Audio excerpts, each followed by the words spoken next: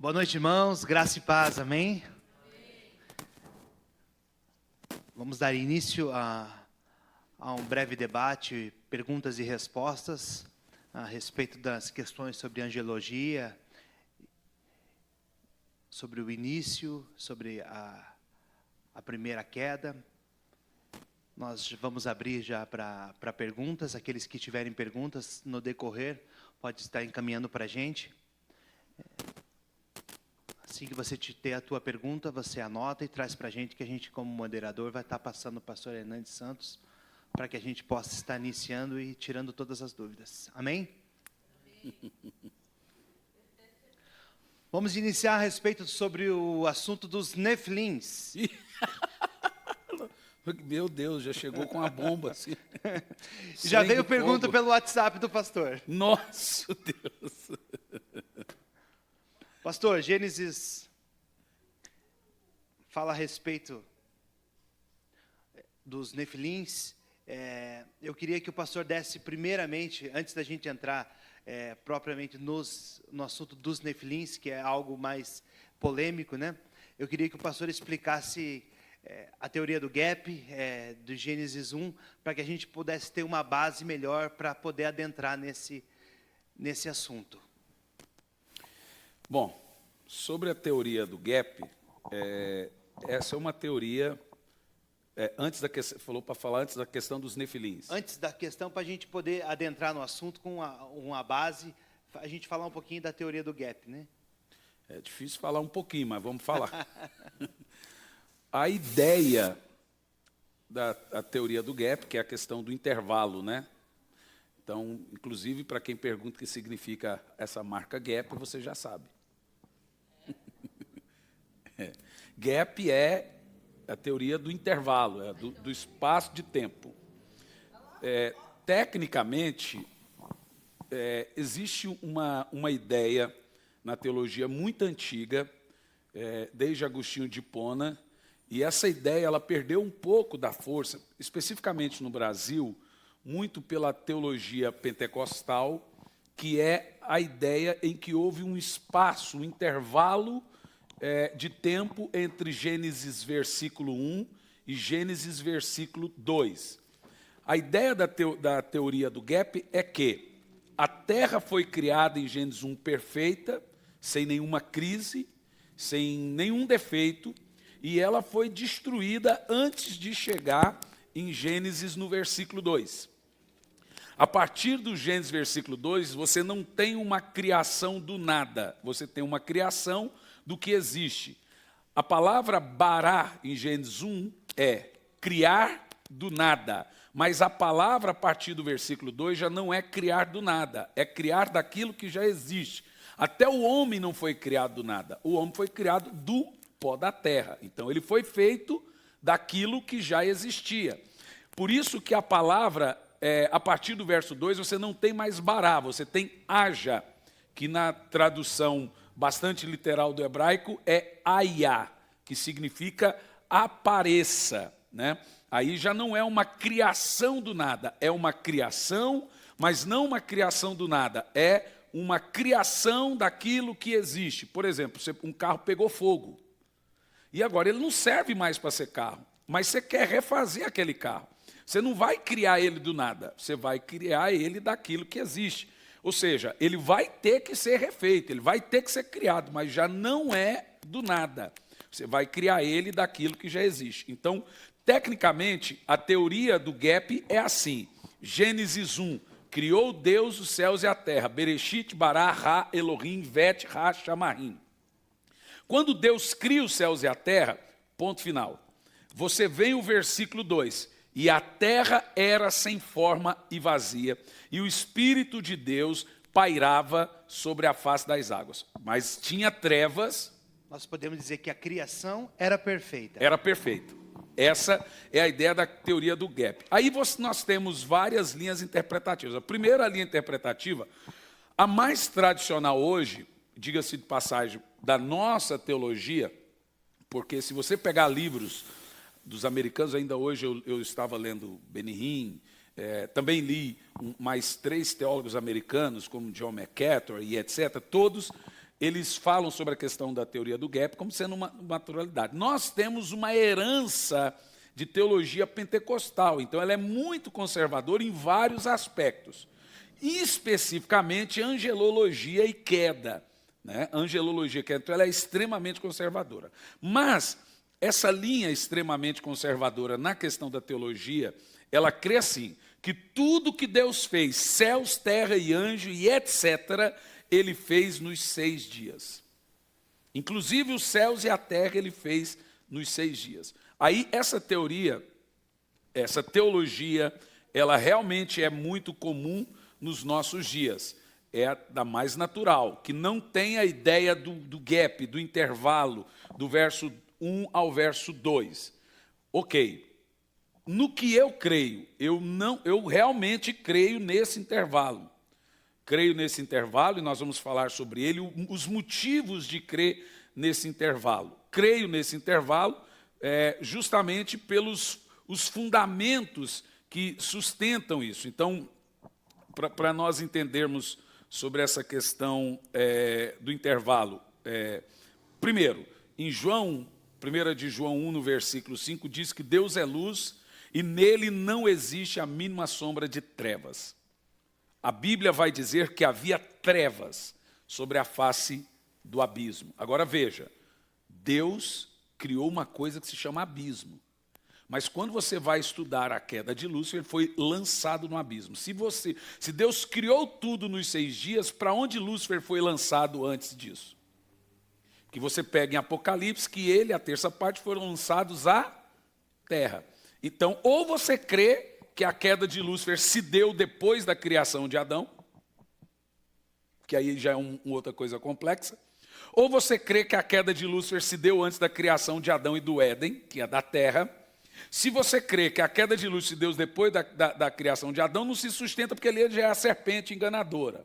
Se Lúcifer caiu antes do Éden de Adão, que é o que a Bíblia sugere, que ele foi lançado por terra, foi lançado no abismo, então ele foi lançado numa espécie de terra, e essa terra, antes dele cair, obviamente ela existia. Nós temos esses textos. Você quer ver? Você está com a sua Bíblia aí? Gênesis 1, capítulo 1, versículo 2, versão King James, a palavra diz: a terra, entretanto, era sem forma e vazia. A escuridão cobria o mar que envolvia toda a terra.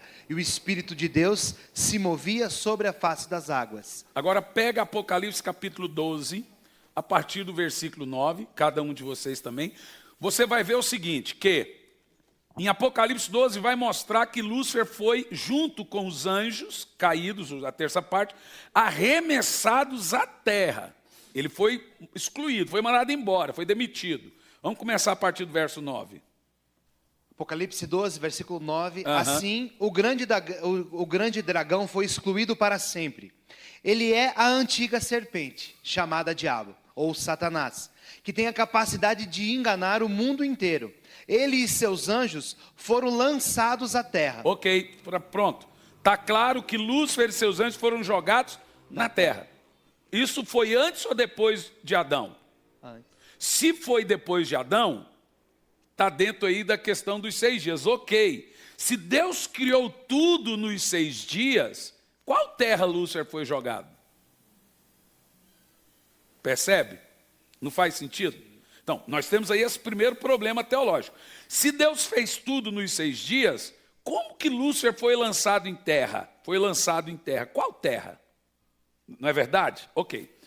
Segundo, Isaías 14, versículo 12.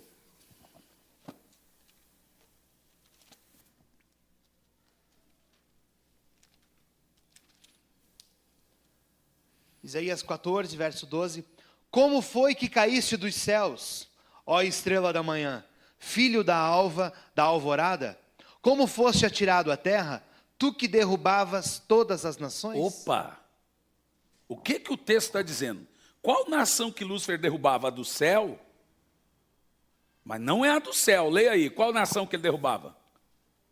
Continua. Tu que derrubava todas as nações, né? Como fosse atirado à terra. À terra. Então você vê, o adventista já crê que não. Ele crê que quando Lúcifer caiu, ele ficou vagando no espaço. Porque não existia a terra. Aí depois que Deus fez a terra, ele veio para a terra. Mas não é isso que a Bíblia está dizendo. A Bíblia está dizendo que ele foi lançado à terra. Jesus diz, Satanás veio à terra e está irritado porque lhe resta pouco tempo. É isso que nós temos. O que nós temos aqui? O que nós temos na realidade é o seguinte, Lúcifer caiu e foi lançado à terra. Ali Deus inaugurou um lugar chamado abismo. O texto vai dizer, continua lendo o texto aí. Afinal, tu costumavas declarar em teu coração, hei de subir até os céus. Opa, subia porque ele estava onde? Na terra. Na terra, continua. Erguerei o meu trono acima das estrelas de Deus, e eu me estabelecerei na montanha da Assembleia, no ponto mais elevado de Zafon, o alto do norte, o Monte Santo. Aí que coisa interessante. Alguém vai dizer que esse Monte Santo é no céu. Eu não sei se no céu precisa ter monte. Mas esse monte é o lá de Zafon, norte. Toda vez que você vê a palavra norte na Bíblia, o ponto central é a região onde é Israel, Canaã. É ao norte. O centro da Bíblia é Israel. Tudo que é norte é ao norte daquilo, de Canaã, das terras de Canaã. Então, reinos do norte, reinos disso, vieram do norte de Israel. Então, o texto aí está dizendo que ele está ao norte. O Monte Santo ficava ao norte. Não podemos hipoteticamente falar, mas presume-se que pode ser onde Paulo recebeu a graça, Moisés recebeu a lei, quem sabe, a gente nunca sabe. Mas é fato que Lúcifer estava aqui na terra. E ele diz, subirei ao céu. E aí isso se sustenta também por Ezequiel 28, a partir do versículo 11. Ele estava aqui numa espécie de perfeição, isso em Gênesis 1, antes de Gênesis verso 2, temos aqui Gênesis 1. Leia, por favor. Ezequiel 28, a partir do 11. Então veio a mim a palavra de Yahvé ordenando. Não, vamos ler a partir do 18. Ezequiel 1, Ezequiel 28. E 18. Vamos ler a partir do versículo 11, né? 28, versículo 11. Então veio a mim a palavra de Yahvé ordenando. Ó filho do homem, ergue, pois, um grande lamento sobre o rei de Tiro. E disse-lhe, assim declara o Senhor Deus, tu eras o modelo da perfeição. Então, aí temos o seguinte, pastor Cliff. Até aí está falando para o rei de Tiro. E aí temos um modelo de profecia. Ele começa falando para o rei comum, e no meio do caminho dessa profecia ele cita Lúcifer. Ele falou, presta atenção, aconteceu com Lúcifer assim. Aí ele vai dizer aonde estava Lúcifer. Não tem base para você dizer que estava falando para o rei de Tiro. Por quê? O rei de Tiro não morava no Éden.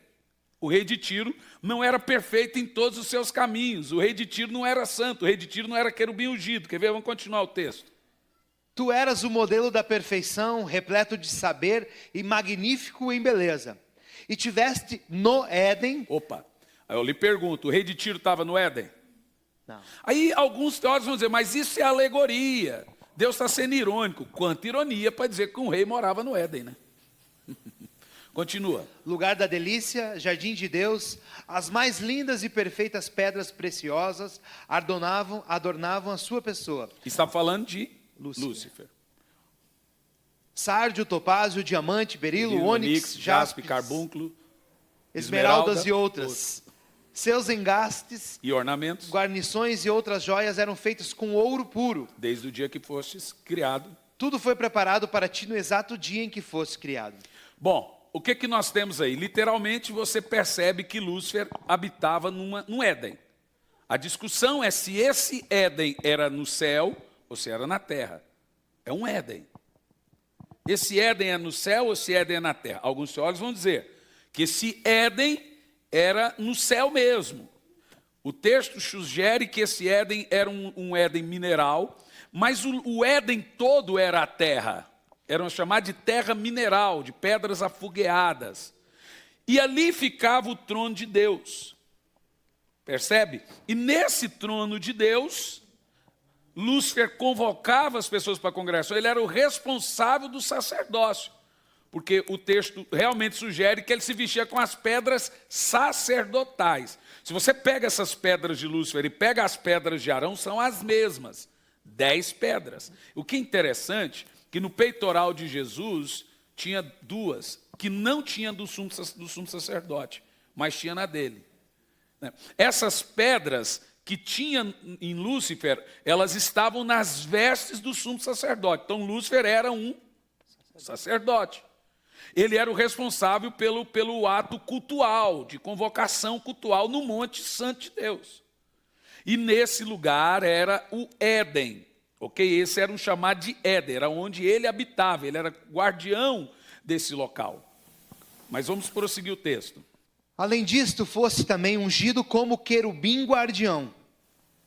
Afinal, foi precisamente para essa função que eu te designei. Então veja, ele foi criado para ser isso, para ser um sacerdote, que é a função nossa hoje. Pode continuar. E estivesse também no monte sagrado de Deus e caminhava entre as pedras resplandecentes. Naquele tempo eras perfeito. Não pode ser Tiro. O Tiro sempre foi um pagão. E então irrepreensível. Também não pode ser Tiro. Obviamente era Lúcifer. Vocês querem saber qual é o nome de Lúcifer mesmo? O verdadeiro nome bíblico é de Lúcifer? Alguém aí já ouviu esse nome? O rei de Tiro era Itióbalos. E Lúcifer é uma coisa muito interessante, que quando a gente fala de Lúcifer, ele tem um nome. Miguel tem um nome, Gabriel tem um nome. Lúcifer era Eliel. Eliel.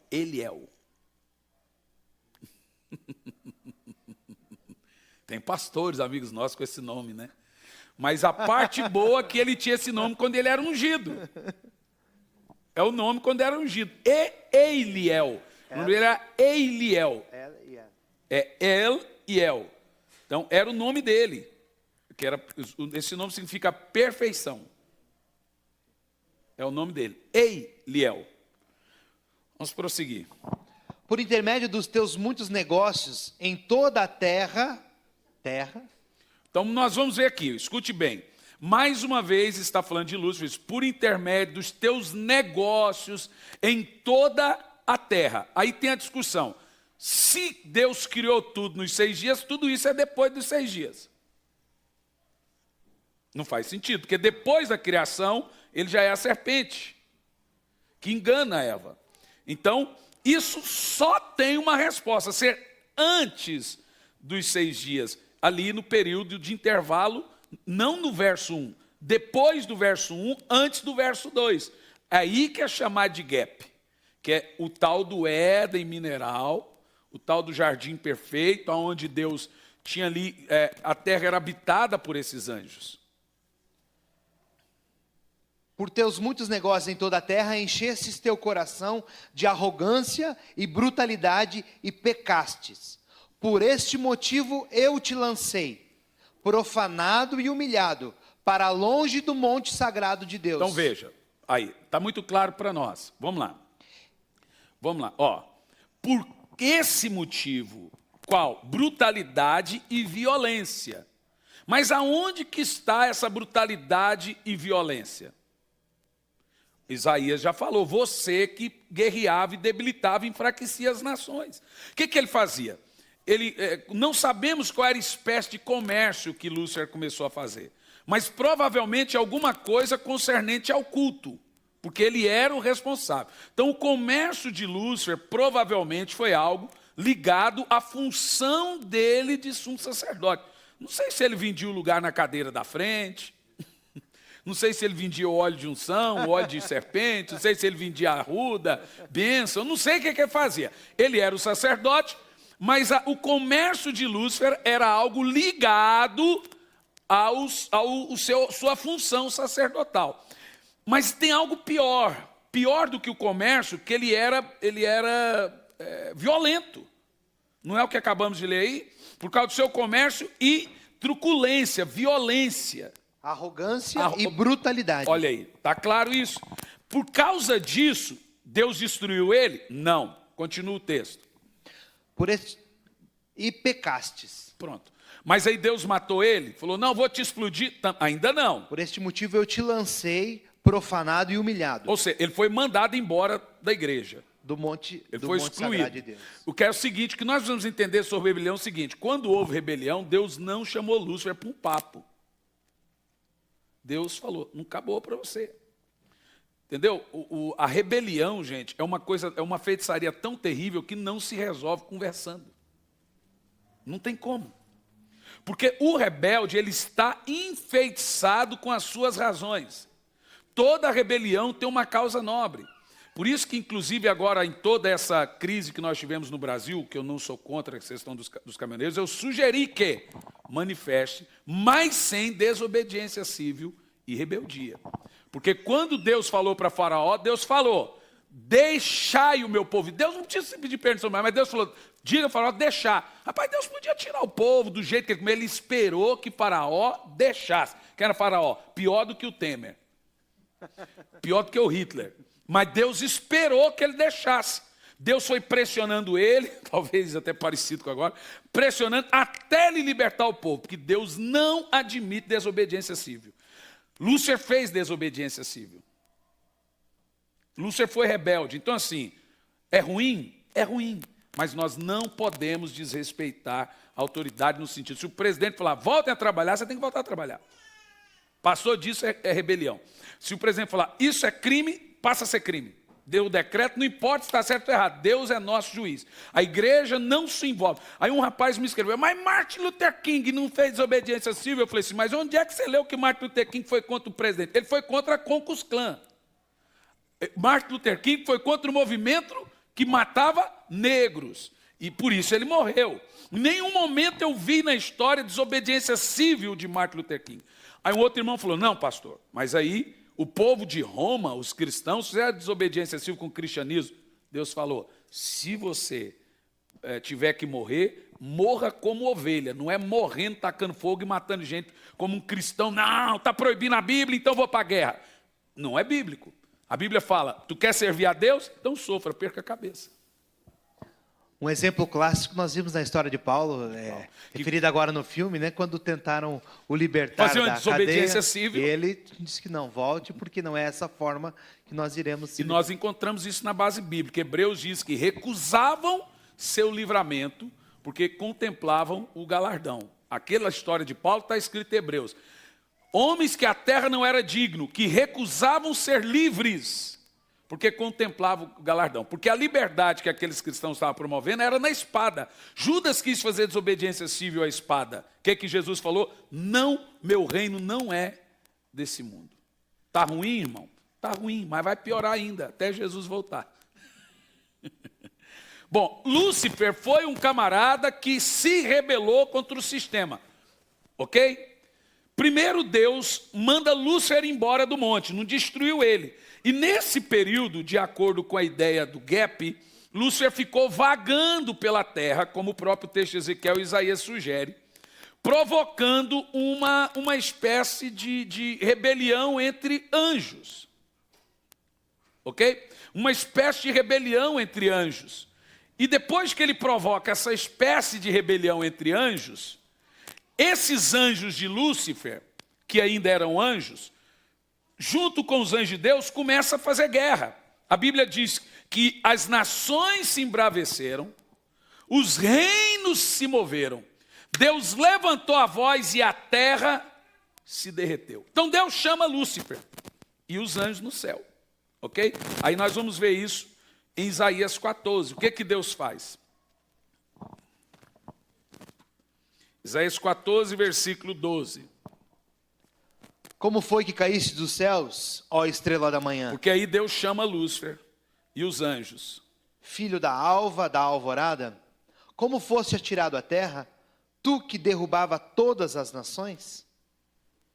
Continua o texto. Afinal, tu costumavas declarar em teu coração, hei de subir até os céus, erguerei o meu trono acima das estrelas de Deus. Eu me estabelecerei na montanha da Assembleia, no ponto mais elevado. Gente, é a igreja, viu?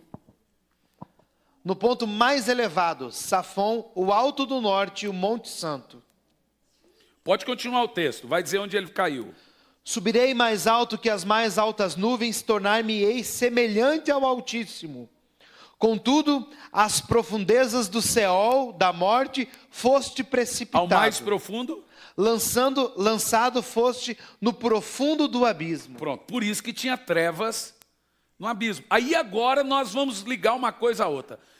Veja vocês que agora nós temos uma coisa que liga. Primeiro, quando Deus foi criar céus e terra, havia trevas sobre o abismo. A terra era sem forma vazia, o Espírito de Deus sobre a face das águas e havia trevas sobre o abismo, ok?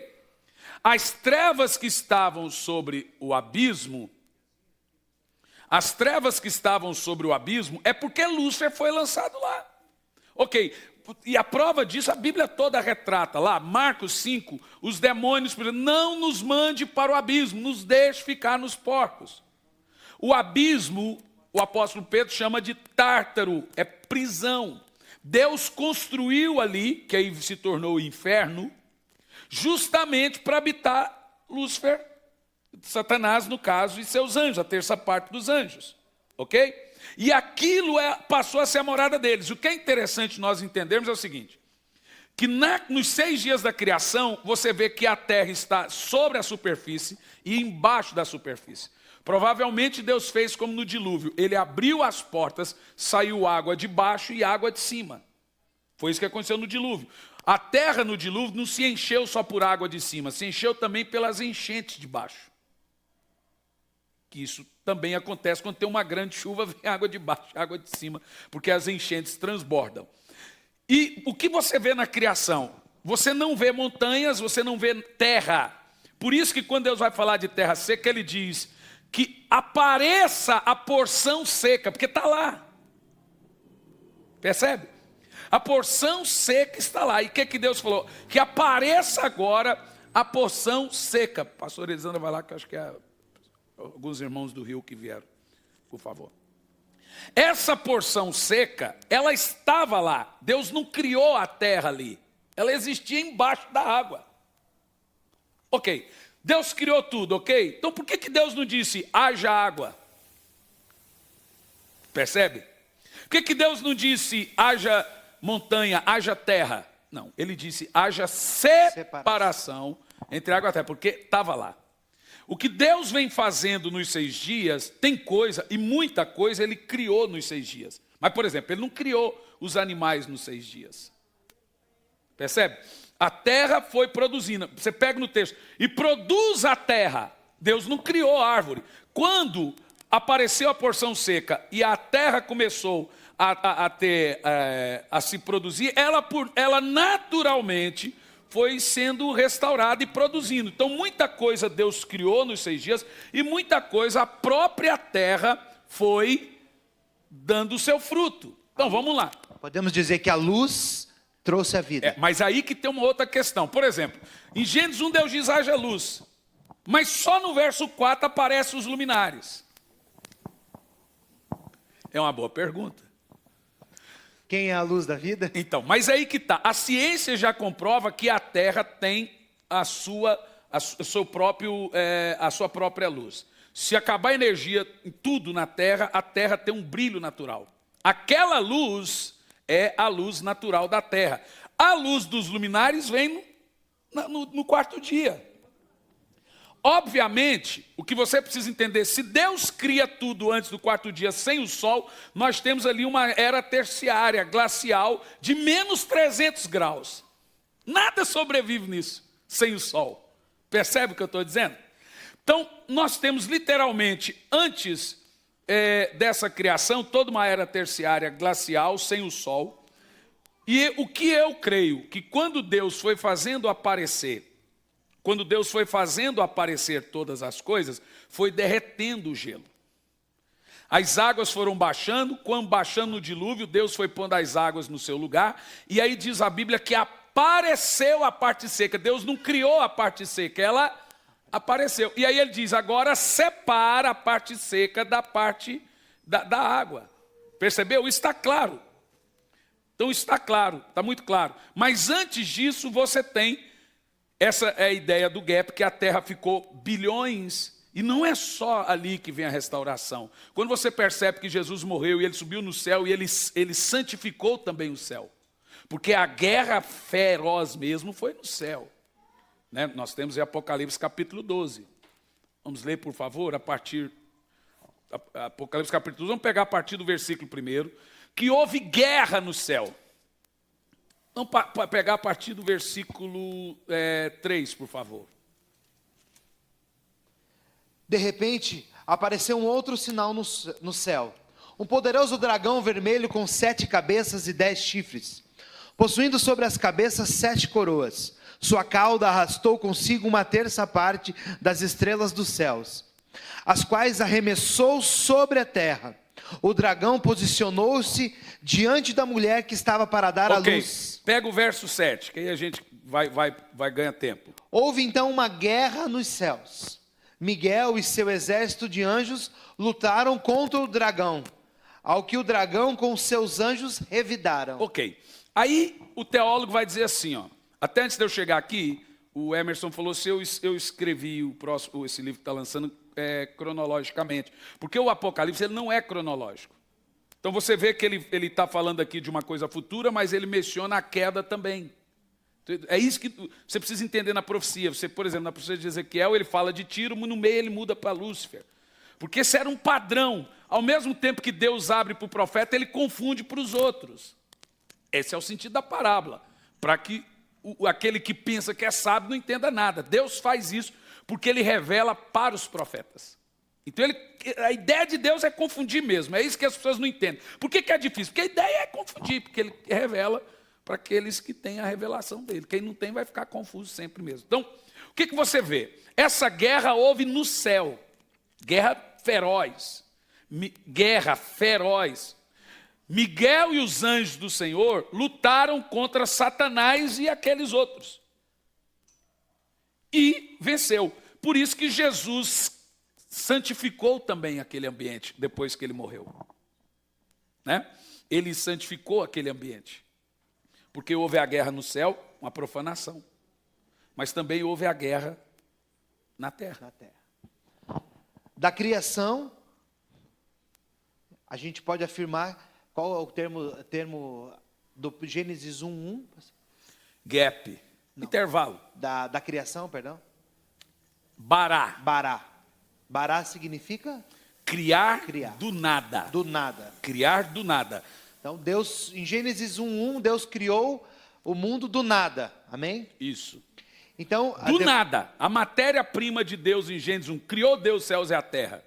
É nada. Ele falou, cria. Ele não tinha matéria-prima, ele criou do nada. Mas já no verso 2 não é criar do nada, é criar do que já existe. Por isso que você tem textos, eu criei nos 6 dias. Ali não é bará. Ali é a mesma palavra de aia, que é criar do existente. É aí que vem toda a confusão. Depois do bará de Gênesis 1, nós temos um período de intervalo. Um intervalo de tempo denominado pela teologia zilhões, bilhões de anos, não sabemos. Onde aconteceram os relatos que nós estamos trazendo agora do livro de Ezequiel, de Apocalipse, Isaías, etc. A queda de Lúcifer. A queda de Lúcifer. E ele foi caído, foi lançado sobre o abismo. Aí você tem Gênesis 1, verso 2, isso é muito importante mencionar, as 2 palavras do original, que é tohu bohu. Tohu bohu, vamos ver lá em Gênesis 1.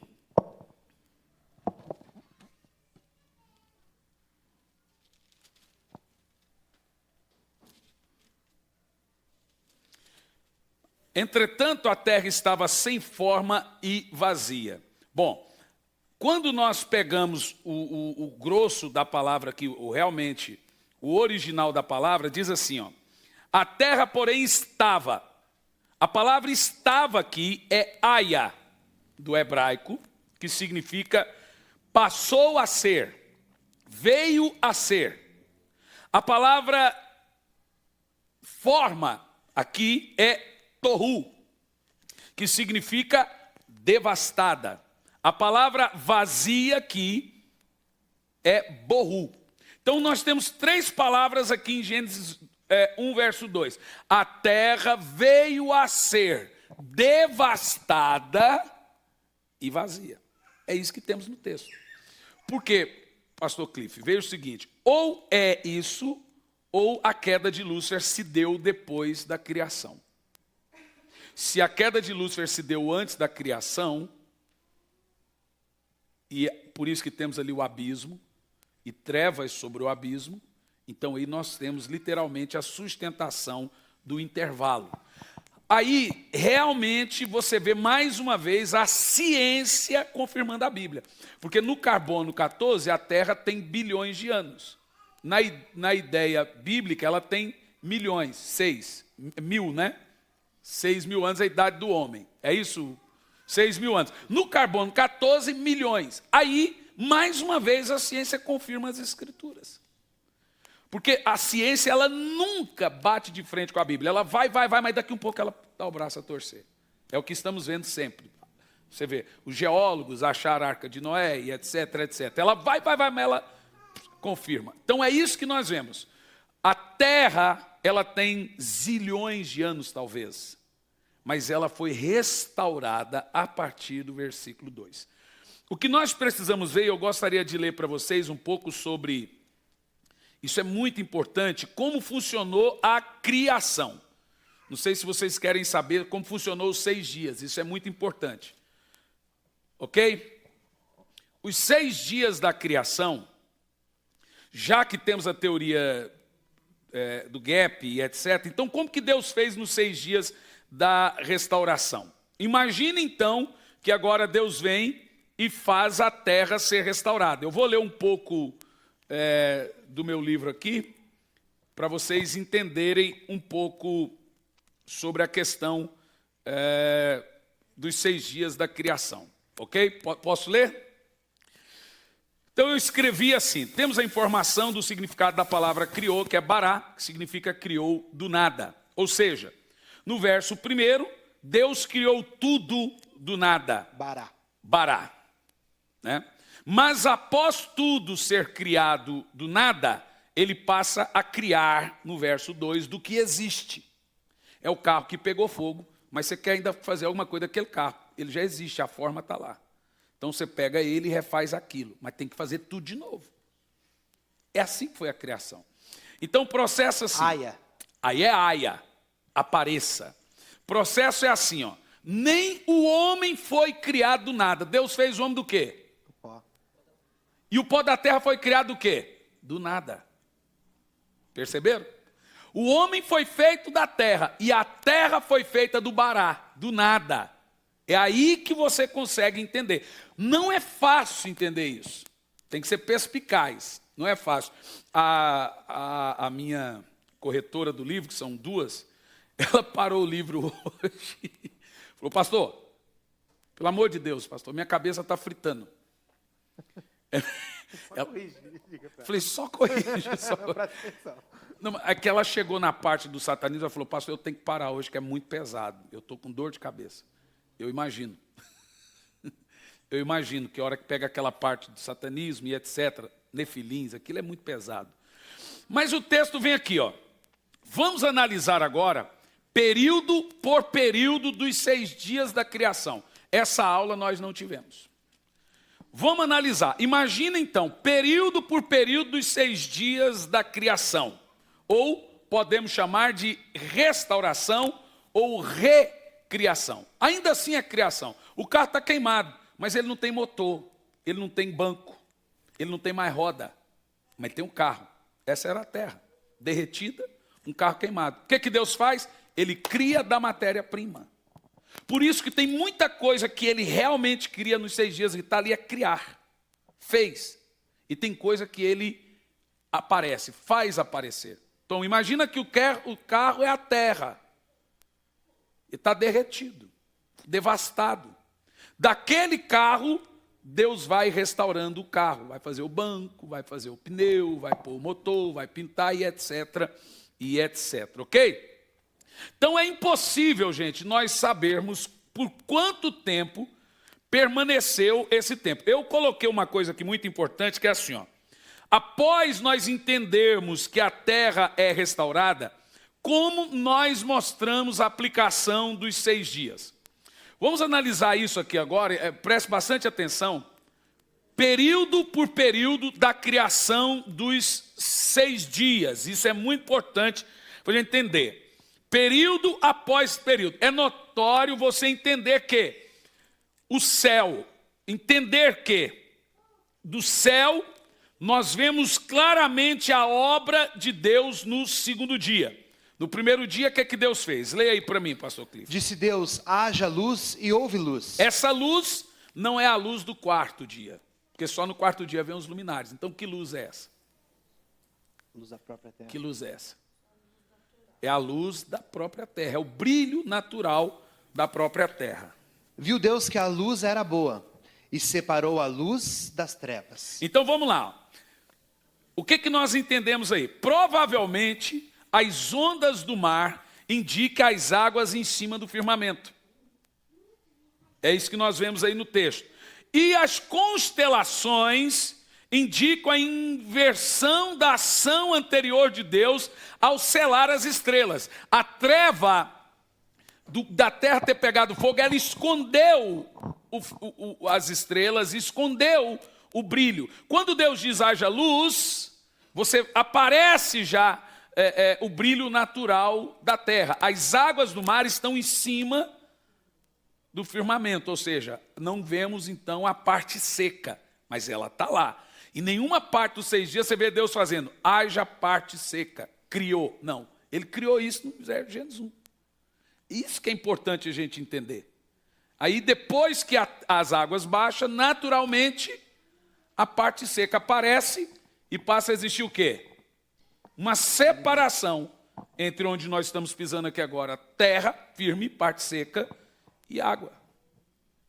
Então nem a água e nem a terra seca, Deus falou, cria agora, haja agora.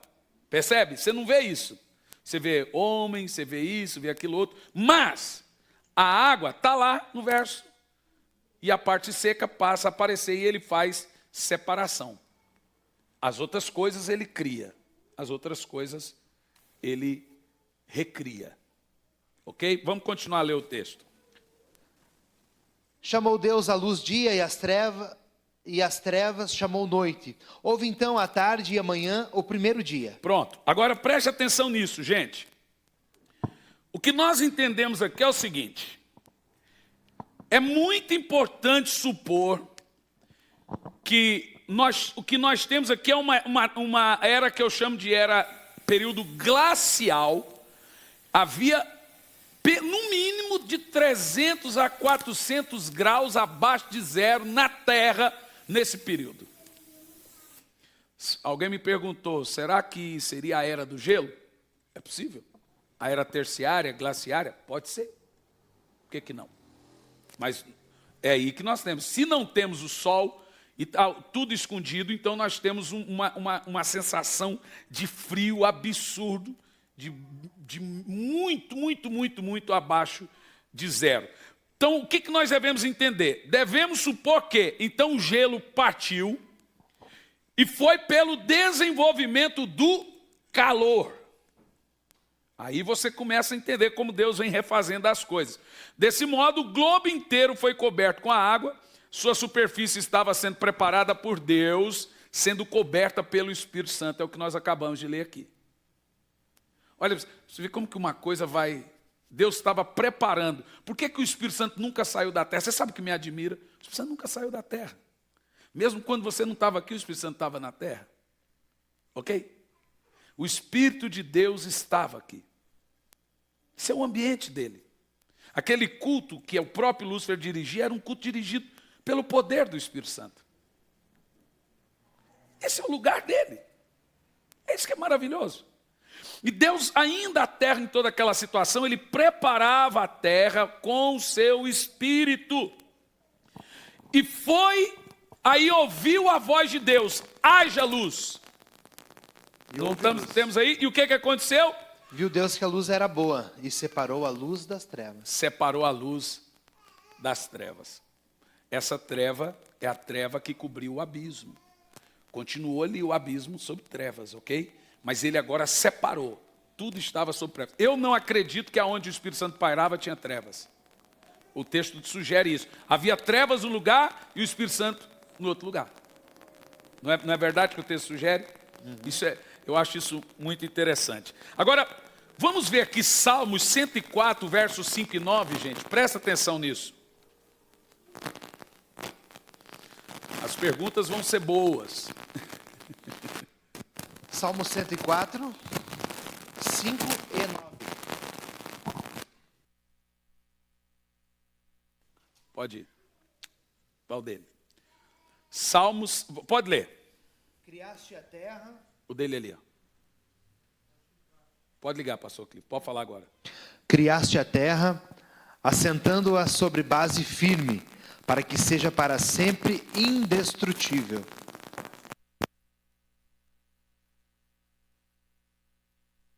Bom, não é o meu. Deixa aqui o meu. Bom, preste atenção no que eu vou ler para vocês aqui, ó.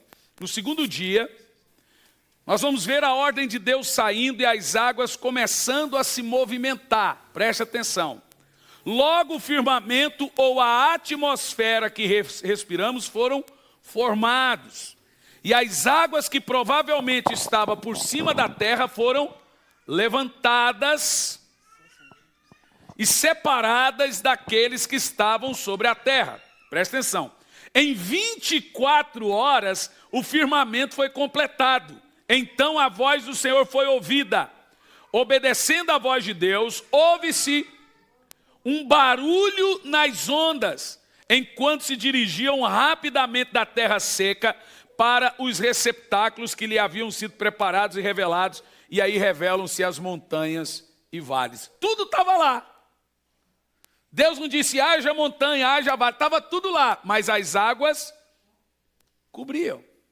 E o que Deus fez? Ele fez as águas se esconderem dos seus receptáculos e passou a aparecer a parte seca. O texto que nós vamos ler agora, em Salmo 104, versos 5 e 9, mostra exatamente como Deus fez aparecer as montanhas e os vales. Vai lá. Criastes a terra, assentando-a sobre base firme, para que seja para sempre indestrutível. Verso 9. Estabeleceste um limite que não podem ultrapassar, nunca mais voltarão a cobrir a terra. Ok? Está claro isso? Você leu do 5 ao 9? Li o 5 e o 9. Então lê do 5 ao 9. 6, agora. O 6. Como se entendesse sobre ela um manto, assim a cobrisse com os oceanos. As águas cobriam as montanhas. Vocês estão vendo? Isso aqui, gente, olha que interessante. Isso aqui é antes do verso 2. Ele criou primeiro a terra, firme. Mas ele estendeu um manto de água sobre a terra e escondeu tudo. Percebeu isso? Continua. Diante da tua repreensão, as muitas águas começaram a refluir. Viu? Puseram-se em fuga ao ribombar dos seus trovões. Subiram pelos montes e escorreram pelos vales, para os lugares que tu mesmo lhe designaste. Olha aí. Gente, a Bíblia é muito clara. E aí, continua lendo aqui. Puseste as divisas para quê? Estabeleceste um limite que não podem ultrapassar. Nunca mais voltarão a cobrir a terra. Aí alguém vai me dizer, a terra é redonda ou é uma pizza? É redonda. É um globo. A terra não é plana. Ah, mas então a água cai. Mas Deus falou que não pode cair, ué. Eu recebo cada pergunta, gente, uma coisa muito interessante isso, né? O que nós precisamos entender é o seguinte. Vemos claramente a composição do que nós estamos falando aqui nesse texto. E por quê? Porque nós vemos as montanhas com todas as suas áreas fósseis, vocês estão vendo isso comigo? Sendo mencionadas por debaixo das águas. Vocês estão vendo aqui? As montanhas e todas suas áreas fósseis estão por baixo das águas.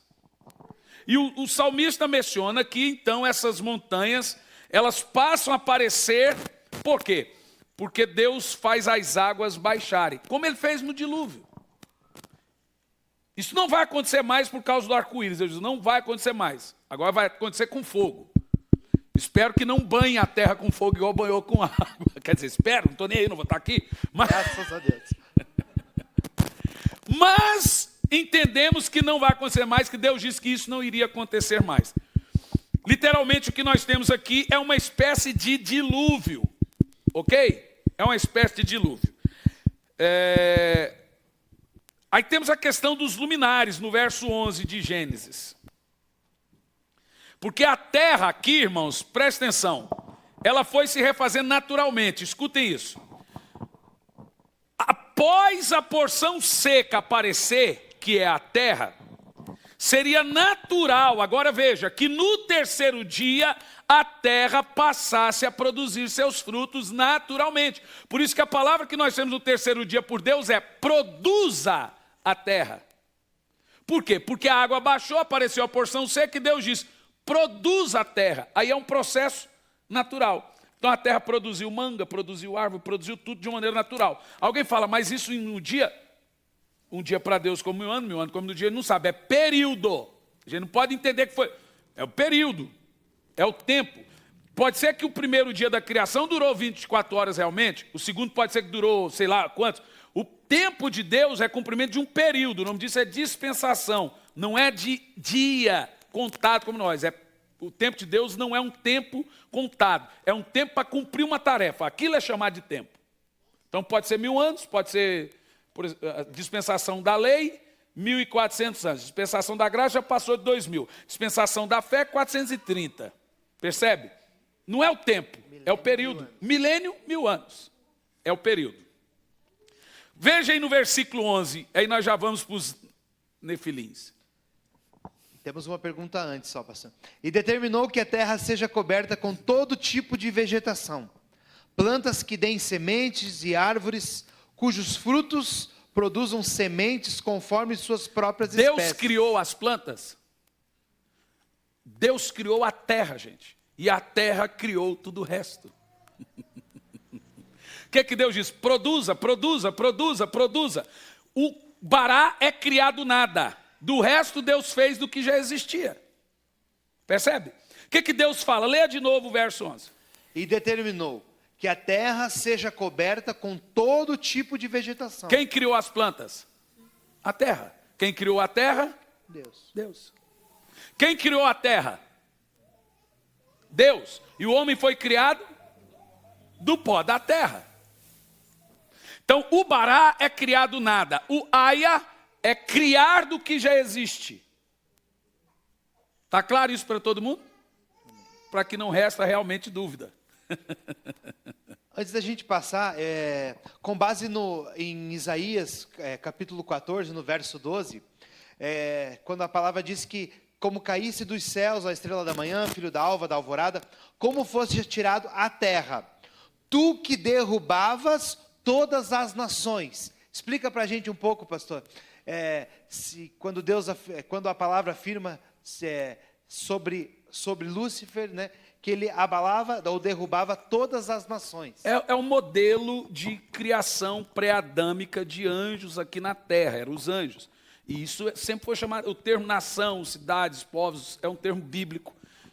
Todos que habitavam a terra recebem esse nome. Então, essas nações que o texto sugere aí, eram aqueles que habitavam a terra mineral. Para ficar bem claro para o pessoal, então, existia toda uma criação... Antes de Adão. Antes de Adão. De anjos. De anjos e organizados em nações, como a palavra diz. É o que o texto sugere. É o que o texto sugere realmente.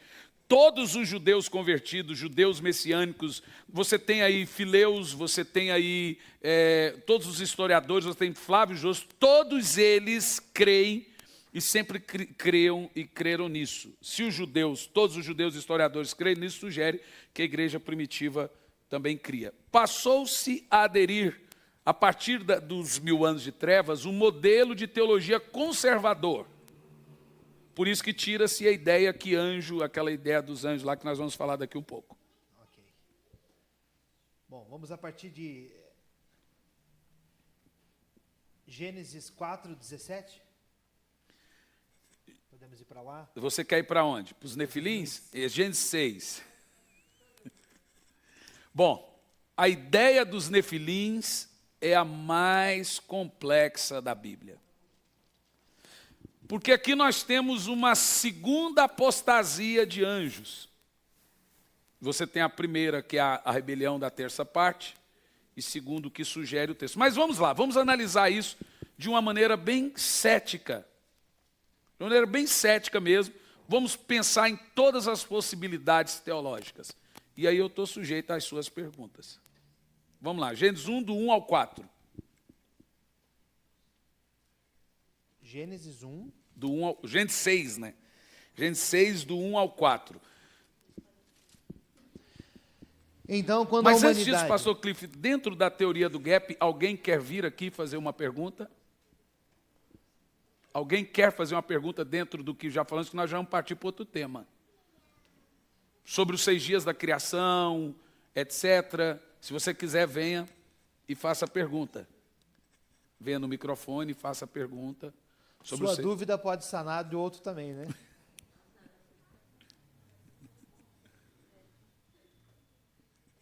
Ok? Vocês querem o circo pegar fogo mesmo na questão dos nefilins. Gente, o que eu recebi de cobrança. Cadê os nefilins? A Silene mesmo tá, meu Deus, o que a Silene lá do Rio de Janeiro veio para a conferência do Espírito Santo. E os nefilins, pastor? E eu estou muito resiliente. Eu falei, a melhor maneira de falar sobre os nefilins é fazendo um aulão, bem descontraído, respondendo perguntas, que aí é mais fácil. Não assusta tanto. Mas vamos lá, pastor Cliff. Gênesis 6, do 1 ao 4. versículo 1.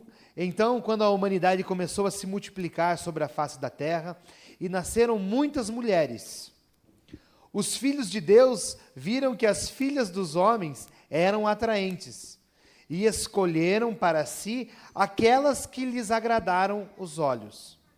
Então declarou o Senhor: por causa da malignidade do ser humano mortal, o espírito que lhe dei não permanecerá nele para sempre. Portanto, ele não viverá além dos 120 anos. Ok, bom. O que é a ideia dos nefilins? Primeiro, o termo nefilim é nefal, não é gigante, é caído. Então tem gente que traduziu isso por gigante. Ferreira de Almeida traduziu por gigante.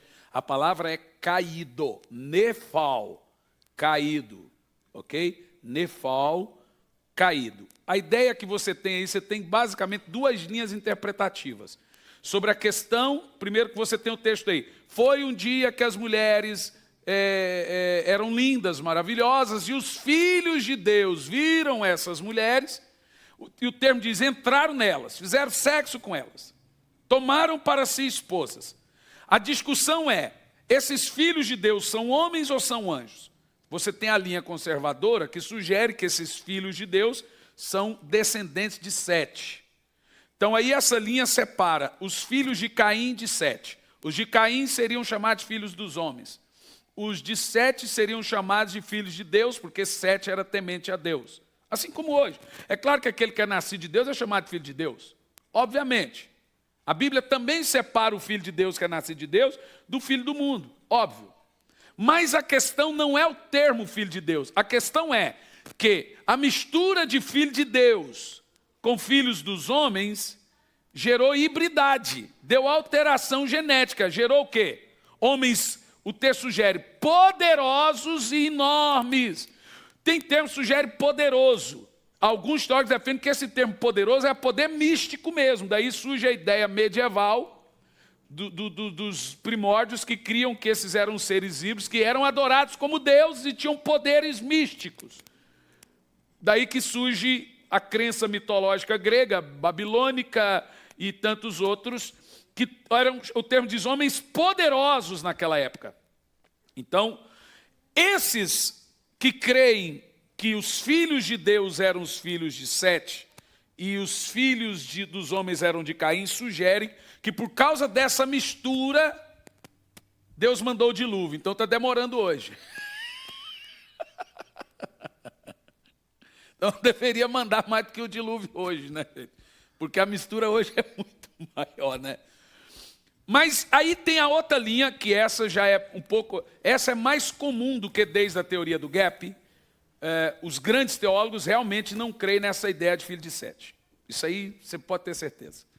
Da teoria do gap já é bem dividido.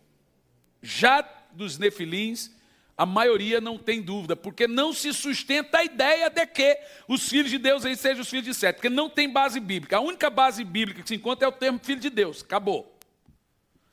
Acabou. Aí a outra base bíblica diz é que Jesus disse que os anjos não têm sexo, mas Jesus nunca disse isso. Jesus disse que eles não se casam.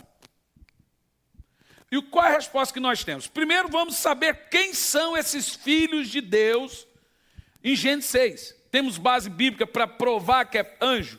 Mas pastor, é pesado dizer isso, irmão, Bíblia é Bíblia aqui lá na China. Se você não aprende, você vai na internet e vai ver que está lá. É um tabu besta que tem na teologia, que a gente trata crente como bebê. Não, ele não pode saber disso, ele não pode ouvir isso. Aí o cara vai na internet e aprende do jeito que ele quer. Veja Jó capítulo 1, versículo 6. Jó 1, versículo 6. Vamos ver se o pastor Cliff está hábil. Jó 1, versículo 6. Certo dia os anjos, isto é, os filhos de Deus. Pronto, é só esse o texto. Agora, 2, versículo 1. Em um outro dia os anjos, os servidores celestiais, voltaram a se apresentar perante Yahvé, o Senhor. Agora, pronto. Os anjos são chamados no Velho Testamento de filhos de Deus. Jó 38, versículo 7. 38 e 7. Enquanto os luzeiros matutinos, como a alva, juntos cantavam e todos os anjos, filhos de Deus, bradavam de júbilo. Pronto. Vocês estão vendo isso aí? Agora temos aqui mais um texto para comprovar que todos os textos para filho de Deus, porque no Velho Testamento, gente, ninguém tinha sido regenerado por Jesus.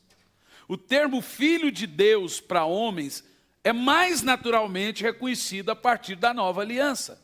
Todos os que são nascidos de Deus, esses são os filhos de Deus. E nascido é nascido da água e do Espírito. No Velho Testamento, o termo é usado para os anjos. Aqui temos mais um texto, Daniel 3, versículo 25.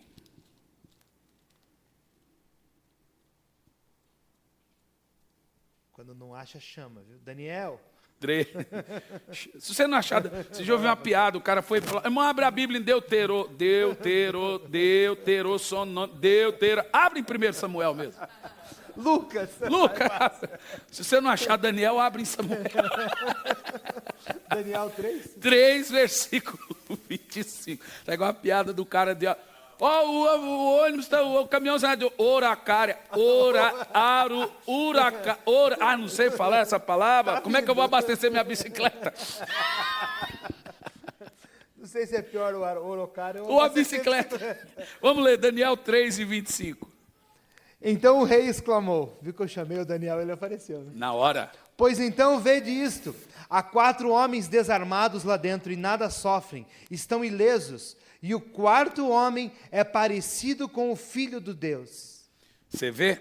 Então, pega 2 de Pedro 2 e 4 agora, vamos saber quem são esses filhos de Deus de Gênesis 6.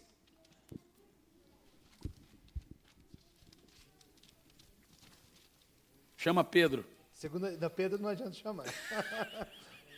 Segunda de Pedro. Segunda de Pedro 2. 2 e 7. 2 e 4. Ora, se Deus não poupou os anjos que pecaram, mas os lançou no inferno, aprisionando-os em cadeias abismais tenebrosas, com o propósito de serem preservados para o juízo. Olha aí. Você viu? Anjos que pecaram. E que tipo de pecado? Caíram, né? Não é que caíram. Presta atenção, não é falando, Deus não poupou os anjos que caíram, falando, anjos que pecaram. Qual foi o pecado desses anjos? A Bíblia fala? Fala. Verso 6 de Judas. É só você achar Apocalipse e voltar um pouco antes. Judas dá para chamar. Dá para chamar? Então chama Judas. Judas. E quanto aos anjos que não guardaram sua autoridade e santidade originais. Opa, vocês estão vendo comigo isso? Quanto aos anjos que não guardaram o quê? Sua autoridade e santidade original. Então, peraí. Pega o texto de Pedro, os anjos que pecaram, pega o texto dos filhos de Deus de Judas e vê onde que esses anjos estão agora. Aí, vai lá, continua. Quanto aos anjos que não guardaram sua autoridade e santidade original, o que Deus fez? Abandonaram o seu próprio domicílio. Domicílio é corpo, é natural do corpo. Então, esse texto aqui sugere o seguinte: primeiro, os anjos, quando entraram na atmosfera terrena, eles tiveram que assumir uma forma diferente da que eles têm no céu. No céu, Jesus deixa, no céu anjo não casa. Mas quando entraram na atmosfera terrena, eles mudaram a forma, abandonaram a forma natural. Continua. Eles os têm mantido em trevas, presos concorrentes eternas para o julgamento. Então, primeiro, do grande antes dia. de ler o outro verso, os anjos de Judas, verso 6, é o mesmo os anjos de 2 de Pedro 2 e 4. Certo, gente? Está certo? Que ele manteve preso porque pecaram. Mas qual é o pecado deles? Judas fala, o irmão de Jesus não tinha tabu. Ele não tinha tabu, porque ele fala. Ele vai falar qual foi o pecado deles. Verso 7. De maneira semelhante a este. Estes quem? Responda vocês. Semelhante a estes quem? O texto está falando de quem? De anjos. De maneira... Então vamos pôr a palavra anjo aí. Então quando você lê, leia a palavra anjo. De maneira semelhante a estes anjos que pecaram. Sodoma e Gomorra e as cidades circunvizinhas entregaram-se à imoralidade e a todo tipo de depravação sexual. Por que o povo não lê isso? Agora, Pode. ela fez assim, ó. Ela fez assim, ó. Olha, preste atenção. Isso aqui é para um bebezinho na fé? Não acredito, não é. Mas isso altera o que na minha fé? Mas altera o que na sua fé aprender matemática? Nada. Altera no seu conhecimento. A Bíblia toda é para você conhecer. Não tem assunto menos importante e mais importante. Nós temos que parar com esse negócio de esconder do povo alguns temas da Bíblia por dizer que não tem relevância. Então vamos ficar só com 27 livros. O resto não tem relevância, vamos jogar fora. De fato, você está lendo comigo. De maneira semelhante a esses anjos que pecaram, Sodoma e Gomorra fizeram a mesma coisa que eles, inclusive pecado de homossexualidade. Por isso que quando Ló chegou lá com os dois anjos, o que é que eles quiseram? Quiseram fazer sexo com os anjos. Porque era costume. Percebeu? Era recorrente. Então, o que você está vendo? Primeiro, esses anjos que pecaram não são coitadinhos. Eles ensinaram todo tipo de feitiço, sortilégios e maldade para o homem. Sugere os historiadores que foram esses anjos aí que ensinou a fazer arma e matar as pessoas e fazer guerra. Bom, eu não posso dizer que é canônico, mas se tem aí um livro não canônico, chamado Livro de Enoque. O Livro de Enoque é um livro corrente entre os judeus, não está nos nossos canons. Alguém diz que não aceita, que tem um monte de coisas absurdas. De fato, tem coisas assustadoras, não digo absurdo. Alguém aqui leu? Sugeri para alguns lessem. E Judas menciona o Livro de Enoque. Ele menciona o Livro de Enoque, dizendo, deixa claro então que eles liam o Livro de Enoque. No Livro de Enoque, a partir do versículo 3, Enoque, no Livro de Enoque, sugere que eram 200 anjos. Esses 200 anjos que geraram essa hibridade entre espiritual e carnal na terra. Alguém diz, mas isso não é possível. Ora, Jesus não era 100% do céu e 100% da terra? Jesus não queria cair, mas se ele quisesse fazer um filho, ele poderia? Então Jesus era um híbrido. Ele era 100% homem e 100% Deus. Obviamente ele venceu todo o pecado. Então, nota-se, aqueles anjos que foram na casa de Abraão, não dormiram e não comeram? Então o que você entende? Primeiro, esses anjos que entraram na atmosfera terrena, a nossa atmosfera terrena, ela é pesadíssima do pecado, tanto da queda de Lúcifer, tanto de Adão, como de tudo. Então, quando eles entraram, eles sentiram o peso disso e viu a beleza das mulheres. Isso é uma coisa tão Eu acho que as mulheres deviam ser muito lindas mesmo para seduzir anjo. Mas tem umas mulheres que se os anjos vissem, eles iam ficar com raiva e iam voltar para o céu morrendo de raiva. Foi essa assombração, eu quero ir para o céu. Ajuda os anjos. Por favor, Senhor, me tira daqui. Mas esses 200 anjos, eles foram consumidos aqui na terra justamente porque eles habitavam aqui. Eles não ficavam nessa passagem e voltando de uma dimensão para outra. Isso sugere o livro de Enoque.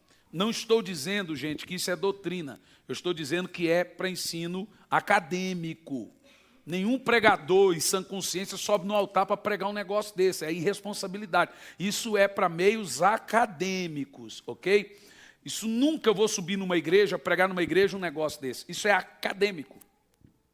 Isso é para sala de aula. Nós estamos aqui numa aula, certo? Então, quando esses anjos, Agostinho cria tanto nisso, Agostinho de Hipona, que ele diz que quando Paulo sugere que as mulheres cubram a cabeça na igreja por causa dos anjos, ele diz que é por causa disso.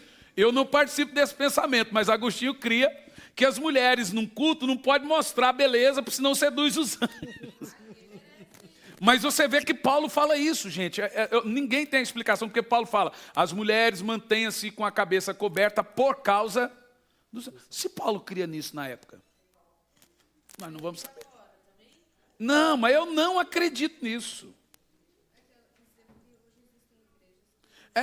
Que creem por causa... Eu não acredito nisso, mas nem me batendo. Então, assim, esses anjos que caíram...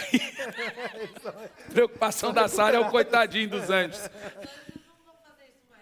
Então, já vocês vão fazer pergunta.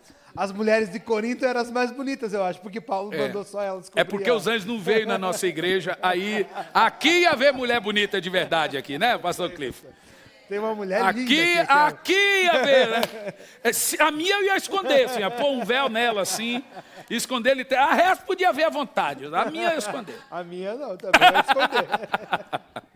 Mas assim, brincadeira à parte, literalmente, pastor Cliff, nós estamos vendo que não tem dúvida que Judas disse que Sodoma e Gomorra fez semelhante aos anjos que pecaram, que tanto o apóstolo Pedro como o próprio Judas menciona que pecaram. Então, o que nós temos? Uma exegese, a extraímos aí, fizemos uma boa hermenêutica. O outro texto de 7, você não acha base para conferir. Aqui nós tivemos vários textos que conferem. Os filhos de Deus, os anjos, deu alteração genética, e aí esses filhos de anjos com seres humanos são os chamados nefilins. Eram homens enormes, poderosos da época. Essa hibridade de meio do céu, meio da terra. Aí nós entendemos por que Deus mandou o dilúvio. Porque a terra inteira estava consumida dessa profanação. Deus não pode deixar um negócio desse adiante, né, gente? Então você vê que dilúvio não é maldade de Deus. Dilúvio é cuidar de Deus com o homem feito imagem e semelhança de Deus. Dilúvio é graça. Vocês estão entendendo? Quando você entende isso, você vê que dilúvio é graça. Deus manteve o homem feito em imagem e semelhança de Deus e destruiu os monstros. Essa é que é a verdade. Deus destruiu os monstros. Então aonde que é o elo perdido? O elo perdido é o dilúvio. Porque a ciência tenta achar, pegar o DNA do gigante do não sei o que e não acha, não põe com o nosso DNA, não bate. Mas onde é que está o elo perdido? O elo perdido é o dilúvio. Porque quem entrou na arca foram 8 filhos de Adão e Eva, puros. Homem feito mais semelhante de Deus, homem com mulher, né? Vamos falar mais claro, ser humano com ser humano. Homem com homem. Homem com homem eu já não... Só já vai interpretar. Eu ia falar no sentido genérico da palavra, mas ser humano com ser humano. Foram esses que entraram na arca. Aí Deus matou toda a hibridade. Sugere que Deus então só tinha 8 seres humanos? Não. Tinha, mas eles estavam corrompidos. As mulheres eram humanas. E tinha muitos outros, mas estavam corrompidos por causa desses anjos. A geração do dilúvio, todos esses anjos e seus filhos perverteram a geração do dilúvio. E ainda assim entrou na arca um pervertido. Aí, o pervertido derrubou o microfone. O pervertido que entrou na arca, não estou dizendo híbrido, estou dizendo corrompido. Esse que entrou na arca era corrompido pela ideologia da época mundana e depravada, daquela perdição depravada dos dias do dilúvio. Esse era Cã. Parente do cão. Do cão, só pode, né, irmão? E aí esse Cã, aí tem a ideia que ele queria estuprar o pai, não acredito que seja. Não acredito que seja. Mas, também, não podemos dizer que não seja, porque se era um costume corriqueiro que vem em Sodoma e Gomorra, etc., a Bíblia diz que ele tentou abusar do pai, ou riu do pai, alguns defendem que ele tentou abusar literalmente. Eu não defendo essa tese, mas tem gente séria que defende, porque era um costume. Aí outros falam assim, mas então por que o pai amaldiçoou o filho só por ter rido? É um outro debate. Cultural, né? Um debate cultural assim absurdo, porque era uma coisa corrente. O que você aprende? Primeiro, a bestialidade, zoofilia, homossexualidade, mudança de natureza sexual é depravação total pré-diluviana. E hoje nós já vemos isso. Por isso que Jesus diz que iria acontecer de novo, como foi nos dias de Noé. A nossa próxima pergunta, acredito que ela já fica insustentada, né? Como os teólogos que afirmam que os filhos dos homens, os filhos de Deus são filhos da genealogia de Sete, né? Definem os nefilins, né? Porque eles definem o se a desvio origem dos é filhos homem de e Deus. homem, não teria como gerar os híbridos. ser híbridos, né? Eles não usam a palavra nefilim, eles usam a palavra gigante. O único termo que eles usam realmente é o termo filho de Deus.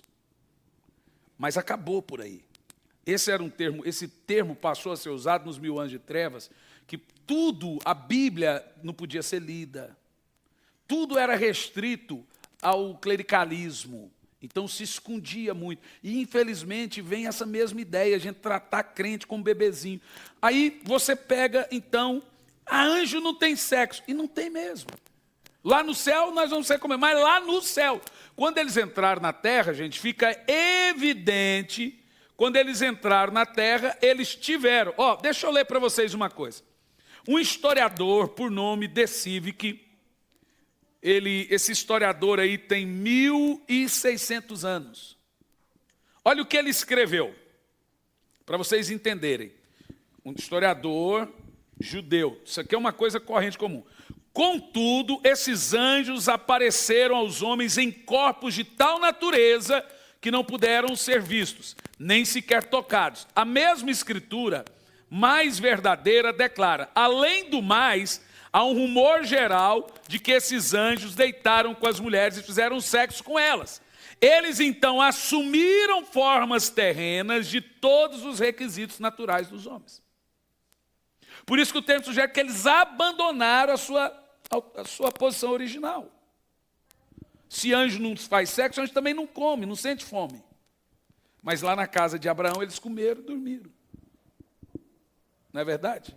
Então, sugere que eles assumiram uma posição. Aí nós temos aqui Filo Judaeus, que é um outro historiador falando sobre o tema. Ele diz assim, Flávio Jósefo, que é o mais famoso, e também Filo. Olha o que ele diz, Flávio Jósefo. De fato, essa concepção era a única aceita entre os judeus versados dos séculos primitivos da era cristã. Ninguém cria em outra coisa. Com relação à Septuaginta, todos os manuscritos traduzem a expressão hebraica filhos de Deus como sendo anjos. Isso veio mudando depois. Mas isso aqui era uma concepção muito original da época da questão dos nefilins. Ok? Pode fazer as perguntas? A gente tem uma pergunta. Vem aqui no microfone. Só não pode fazer pergunta confusa. Vem no microfone. Agora é a hora da pergunta ser bem esclarecida. Fala seu nome. Oi, YouTube. O microfone está ligado aqui, ó. Tem que ligar o microfone. Fala, sua pergunta. Eu queria saber se os anjos caídos, e se eles se arrependessem? Tipo, Deus ia perdoar eles? Olha, a pergunta não é burra, não. A pergunta é inteligente. Eu vou te dizer por que ela é inteligente. Há uma corrente de teólogos sérios, inclusive de H. Pember, é um judeu convertido de 1800 alguma coisa, um dos mais famosos, que crê que até a cruz, os anjos, até Jesus, os anjos tinham uma espécie. Não digo que eu creio nisso, não, gente. Não digo que eu creio nisso. Eu estou dizendo que é uma corrente que crê. Que até Jesus, os anjos tinham uma espécie de oportunidade. Ele usa aquela parábola do fazendeiro, do homem que vai ocupar o seu reino e chega lá, os homens, os reis daquela terra rejeitam ele. E então ele é severo com aqueles reis. Ele sugere que então, esses seriam os anjos aqui que rejeitaram Jesus. E aí eles perderam completamente a esperança. Deixa eu dizer uma coisa para você, sabe? Não creio que essa é a minha linha. Não parei para pensar nisso ainda, nem estudei. Honestamente falando, não creio que haja. Não há mais esperança por vários motivos. Assim como Deus tirou o livre-arbítrio dos anjos. Tanto dos do céu para não caírem mais, como dos caídos para não se arrependerem. Então não corre esse risco mais. Não. De anjo cair de novo? É. Não. Então não precisamos cobrir os rostos. É por isso que eu Que não medo acredito. de orar, né? Vem um anjo, daí o anjo quer fazer coisa feia. Gente, mas vocês não podem. Olha, Imagina. Sara, Não é, o público deve estar pensando. não, então senta, vai, pronto, você terminou a pergunta. Olha, deixa eu só falar uma coisa. Primeiro, não acredito na hipótese de Agostinho de cobrir a cabeça. Alguém pode acreditar. Eu não acredito. Estou dizendo que isso para mim até chega a ser engraçado. Por outro motivo, eu não acredito que anjo ainda possa cair. Terceiro, não acredito mais em apostasia de anjo. Eu acho que isso é um assunto encerrado para Deus. Não cai naquela mensagem que você pregou uma vez sobre os demônios? Sabe? Você começou a explicar que começou com Jó, falando que o Satanás ia lá e prestava culto a Deus. Vem cá, Emerson, vem cá.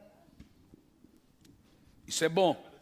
Eu gosto disso que é uma coisa bacana. Fala aí. Teve uma mensagem. Ok. É isso mesmo, que o diabo foi lá, começa com Jó, quando o diabo, Jó 1, né, que foram prestar culto lá, e Jó apareceu lá diante de Deus, que foi porque ele foi lá para prestar Pecados culto. que o diabo não comete.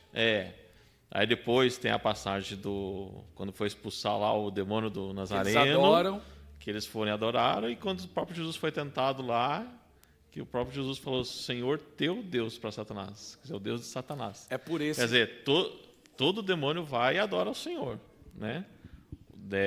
Satanás é inimigo nosso, não é inimigo de Deus, que Deus quiser fazer assim, acabava, né? Mas qual que é a diferença? Eu lembro que na mensagem o Senhor usou um termo que eu não lembro agora a palavra, que eles não têm mais a salvação, eles adoram a Deus como nós temos que adorar, né? Eles pedem autorização para Deus para fazer tal coisa, como foi pedido para Pedro, para se andar com a vida dele, mas eles não têm mais a salvação porque eles já experimentaram da glória de Deus. Eles não têm fruto. O que eu uso na mensagem aqui, eles têm tudo de um produto religioso, mas eles não têm fruto de arrependimento. O fruto do arrependimento é uma obra do Espírito Santo mais difícil de adquirir. Quando você pega o texto de Hebreus, aqueles que caíram e não se arrependeram. Por isso que Paulo, na oração deles, eu oro para que quando eu for ter convosco, eu chore para que você se arrependa. Eu não acredito que seja possível essa questão dos anjos caídos, primeiro, porque ele esgotou a graça. Ele esgotou e Deus vai se esgotar. Então, por exemplo, quando a porta da graça fechar, vai ter chance de quem voltar? Não vai. Então, eu acredito que é nesse sentido dos anjos. Quando Jesus voltar, quem subiu está lá, acabou tudo, o cara está no inferno. Se você pensar nesse sentido, aí é uma espécie de universalismo. Então, eu não acredito. Eu acredito que o julgamento dos anjos está resolvido. Ok? Essa questão. Já tiveram a oportunidade. Já tem o sim de Deus. Assim como vai ter o dos homens e também vai ter o sim de Deus sem volta. A porta da graça para nós está aberta, para os anjos foi fechada. Por favor, cara. Vai lá, faça a sua pergunta. O pastor mencionou em algumas situações que Golias e alguns grandes homens da antiguidade faziam parte dessa geração de nefilins. Que sentido que pode achar na Bíblia, ou de que maneira que a gente pode encontrar eles ter passado pelo dilúvio? Boa pergunta. Sim. Na realidade, o termo é Anaquins, porque quando você chega em Números, você encontra os filhos de Anak. Quando chega em Canaã, os espias dizem que nós éramos para eles como gafanhotos, de tão grandes que eles eram. Aí é uma linha interpretativa que sugere que os filhos de Anak eram ainda um pouco descendentes desses nefilins. Veja, nós estamos falando de gente híbrida. Como eles sobreviveram, é possível. Os caras eram poderosos para passar por um dilúvio.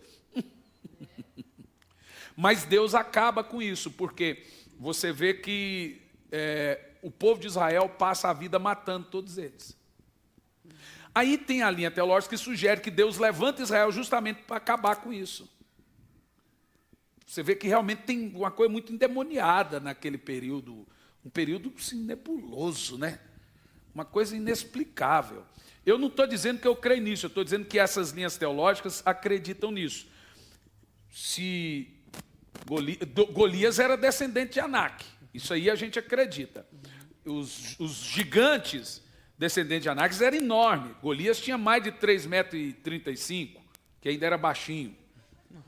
Mas os descendentes de Anak tinham mais de 5 metros. Se eram descendentes de nefilins, eu não tenho como provar, mas que a chance é grande, é. Faz sentido.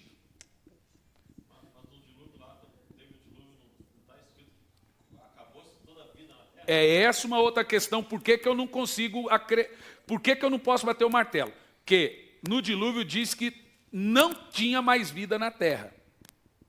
Mas ainda tem a linha teológica que sugere que os filhos de Anak são descendentes dos nefilins. Por isso que eu falo por hipótese e eu nunca vou bater o martelo nisso. Há alguma teoria que sugere uma nova ação dos anjos? Não. Porque Deus prendeu todos eles, né? E eles foram presos e estão presos até hoje, com correntes, esperando isso. É esses anjos que nós vamos julgar. Os anjos de Lúcifer já foram julgados. Foram julgados lá no céu e caídos. Os que nós vamos julgar, gente, não é os anjos junto com Lúcifer. É esses anjos. Aqueles lá acabou, não tem esperança para eles. Esses anjos, nós vamos julgar eles. A igreja vai julgar.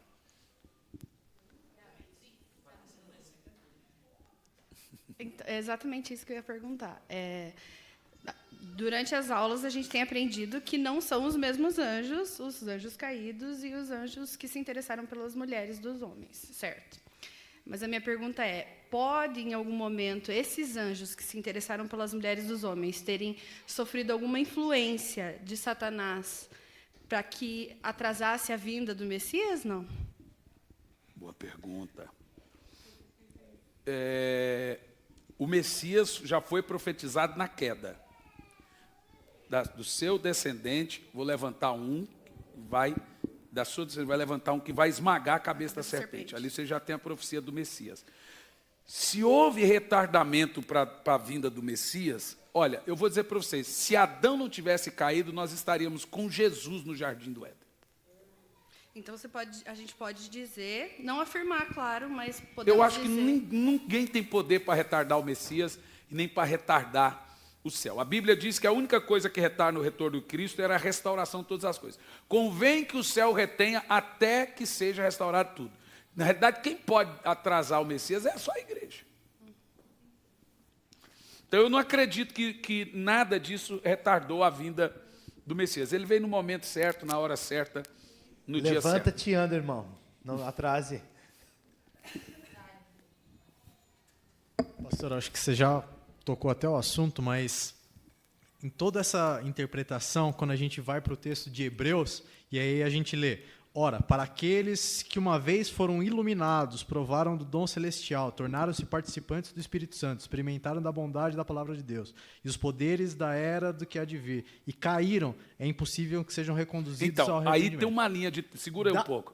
Tem uma linha de teólogo sério inteiro que crê que isso aí são os anjos. Para isso Iluminados, caíram, provaram os dons de Deus, o Espírito Santo, etc.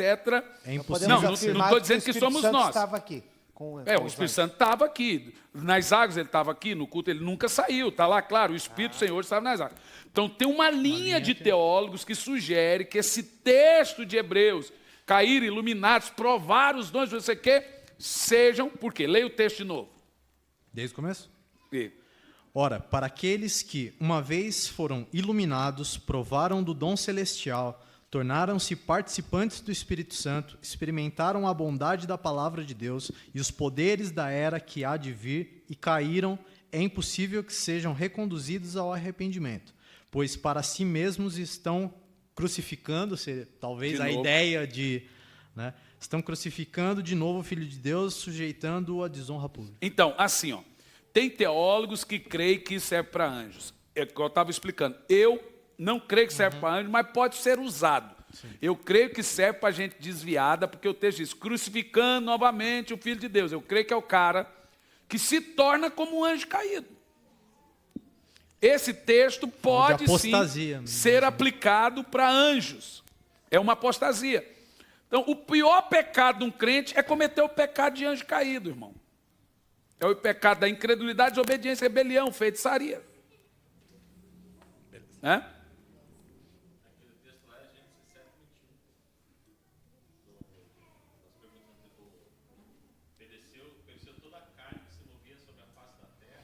Gênesis 7, 21, para responder se os filhos de Anak são realmente os filhos, são descendentes dos nefilins. Pereceram então todos os seres vivos que se movem sobre a face da terra, aves, animais domésticos, feras, todas as pequenas criaturas que povoam a terra e todos os seres humanos. Morreu tudo que tinha um sopro de vida nas narinas, isto é, tudo que estava vivo sobre a terra firme.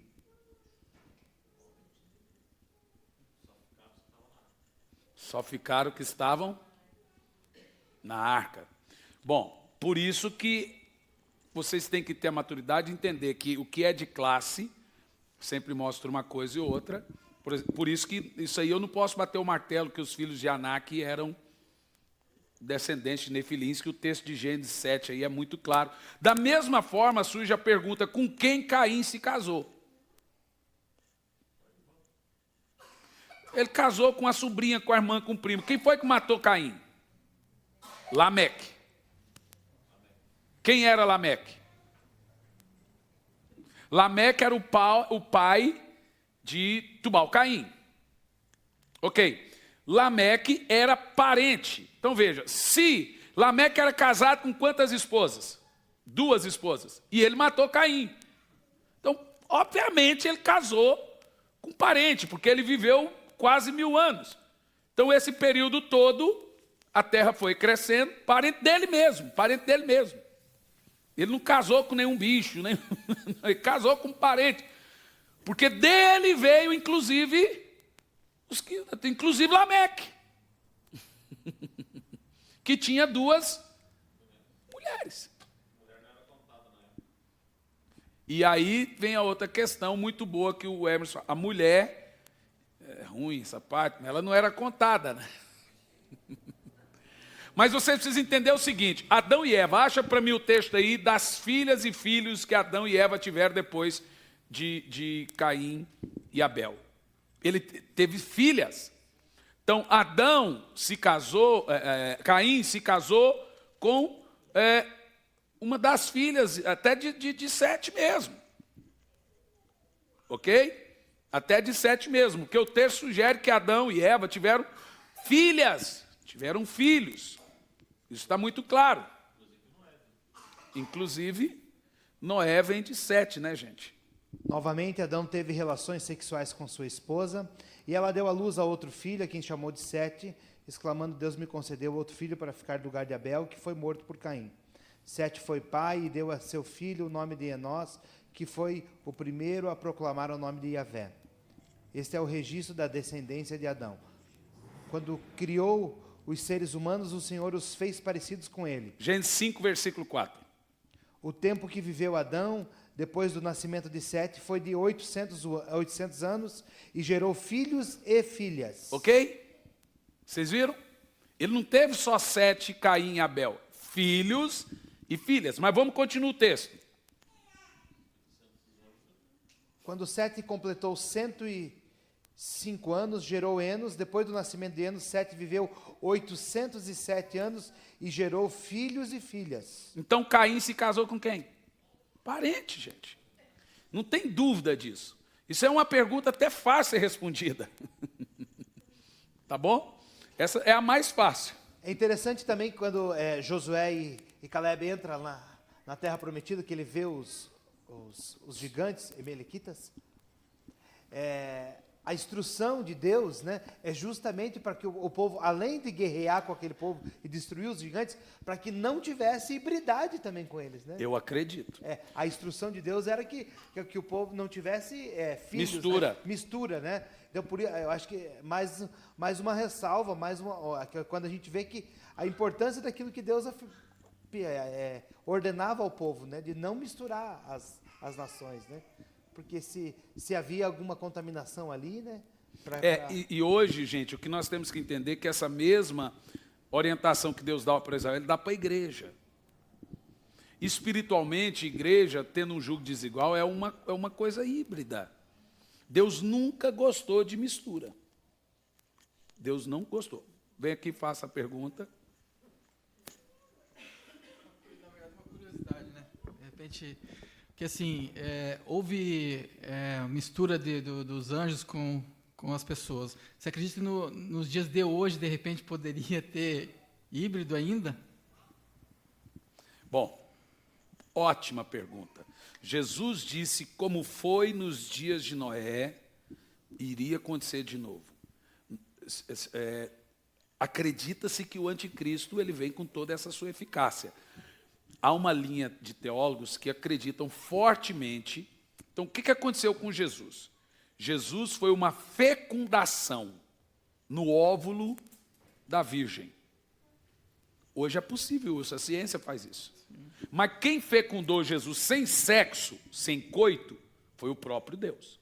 Ele pegou o feto e fecundou Maria, pôs lá o feto lá. Ele fecundou, pegou o sêmen sem sexo e fecundou. Como que fez isso? Pela cobertura do Espírito Santo. Deus não fez isso? Sim. Sem sexo? Sim. Então, pense o seguinte, acredita-se que Satanás, acredita-se, não digo que eu acredito, mas acredita que o anticristo tem essa mesma proposta, que ele é completamente, o termo é com toda a eficácia de Satanás. Então ele já nasce sabendo quem ele é, já nasce sabendo o seu propósito e já vive sobre isso. Bom, sugere que nos dias de Noé é possível. Olha, tem gente que tem sonhos com demônios, sonhos fazendo sexo com demônio. Temos informações de relatos espirituais que veem seres espirituais e fazem sexo com mulher. Não acredito que esse sexo produza gravidez, mas se vai acontecer de novo, vai, mas não com anjo do céu. Aí pode ser que seja com demônio mesmo. Eu acredito, eu vou dizer para você que eu acredito. Opa! A questão de gerar vida...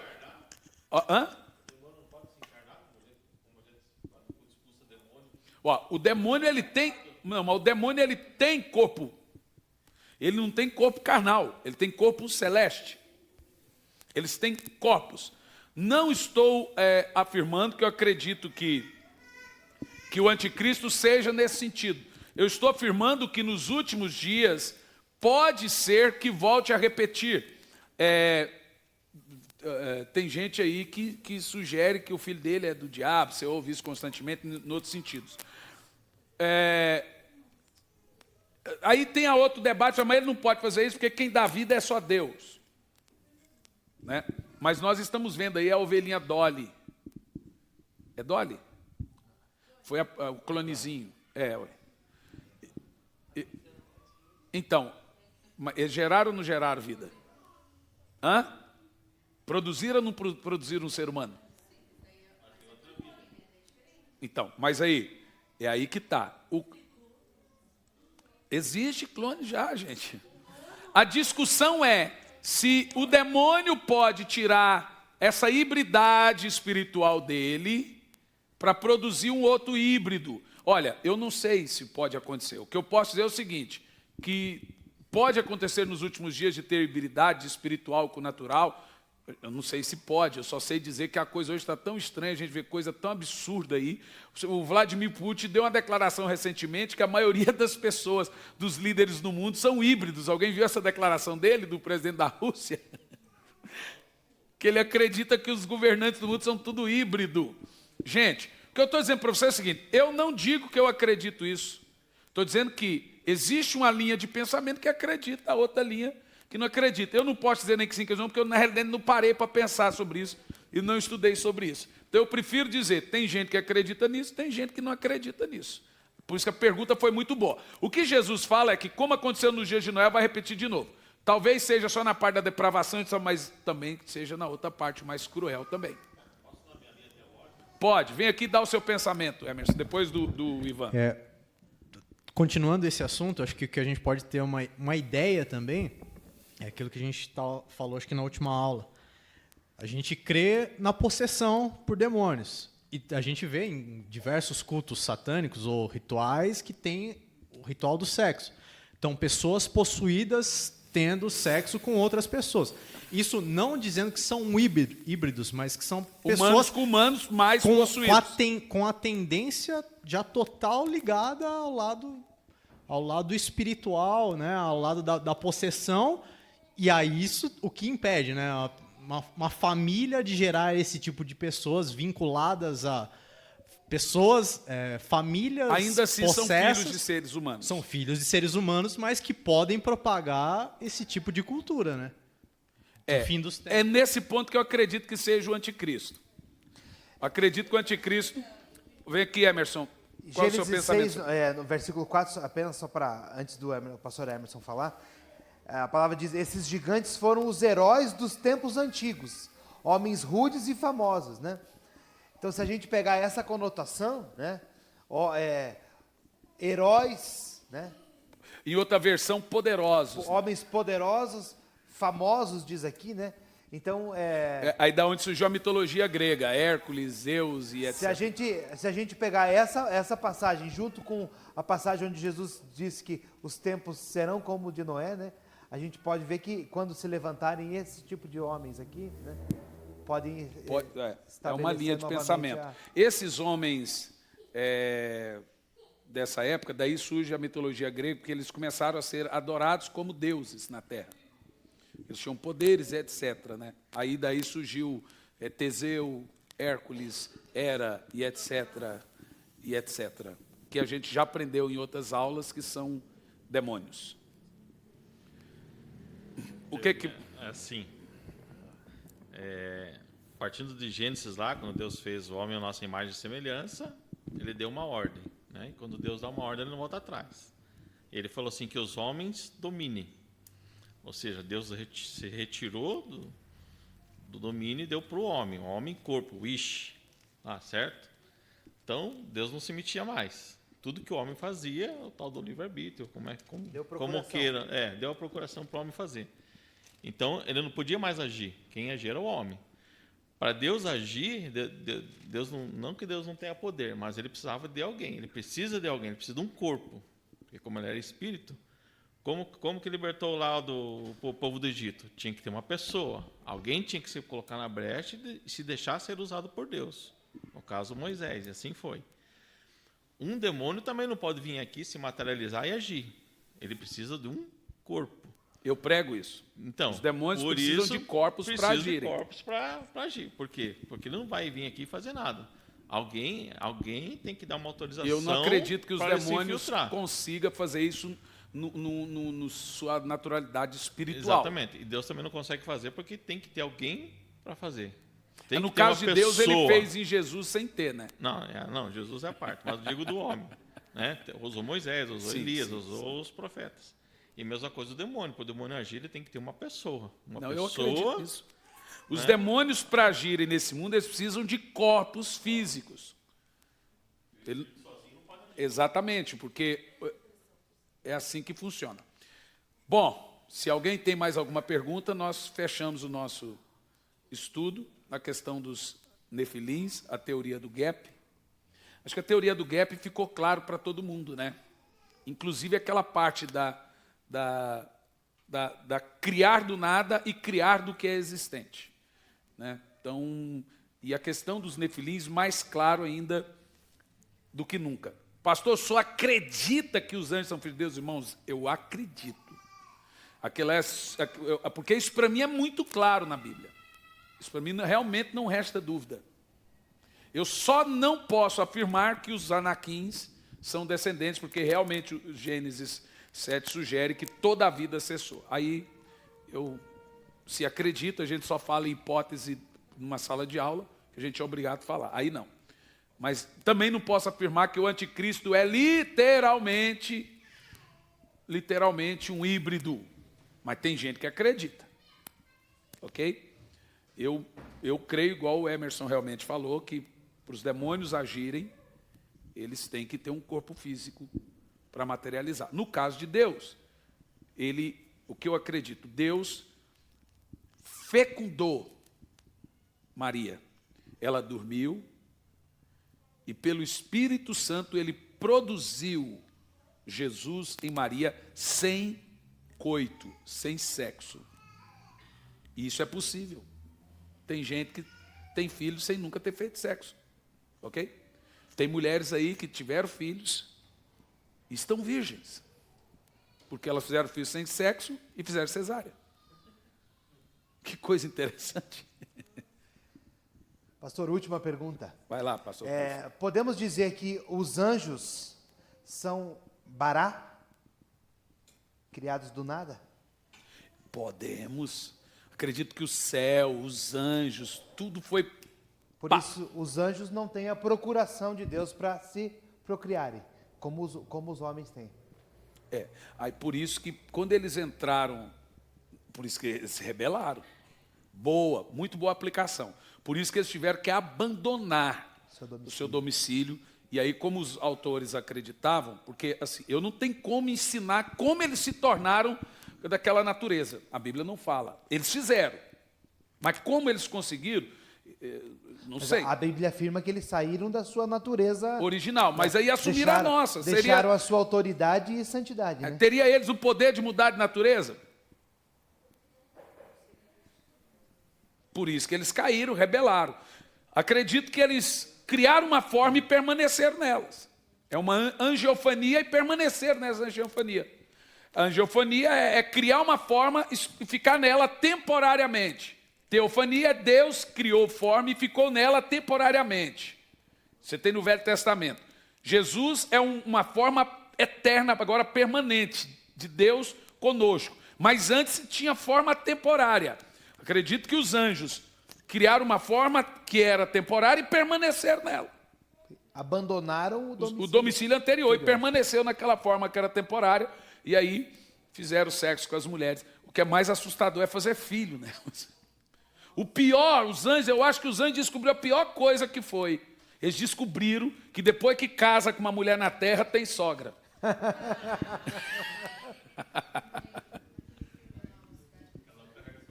Cada um carrega sua cruz. Não, mas a minha cruz é boa. A minha cruz é a bênção. O pastor derruba a minha teoria que cada um tem a sogra que merece, viu, pastor? Então eu estou bem, porque eu tenho uma sogra boa. Eu digo para minha esposa que cada um tem a sogra que então merece. Eu sou uma bênção. A minha é muito boazinha. Fala para você ver se não é que você não leva. A minha é muito boazinha, a do pastor também. Eu amo a sogra da minha esposa. Bom, assim nós terminamos o nosso estudo. Se alguém tiver mais alguma pergunta, nós terminamos. Se alguém da internet tiver pergunta, nos envie. Por onde, pastor Cliff? Pode nos... Envia para o pastor Cliff. Mas quando o vídeo for publicado e compartilhado no YouTube, pode fazer as perguntas no comentário mesmo. No próprio Vamos comentário. só pedir que faça uma coisa. Dá um like, clica no sininho. Se inscreve no canal. E se inscreve no canal. Essa é a nossa doutrina. Faz assim lá, povo, ó. Dá um like aí, ó. Olha aí, ó.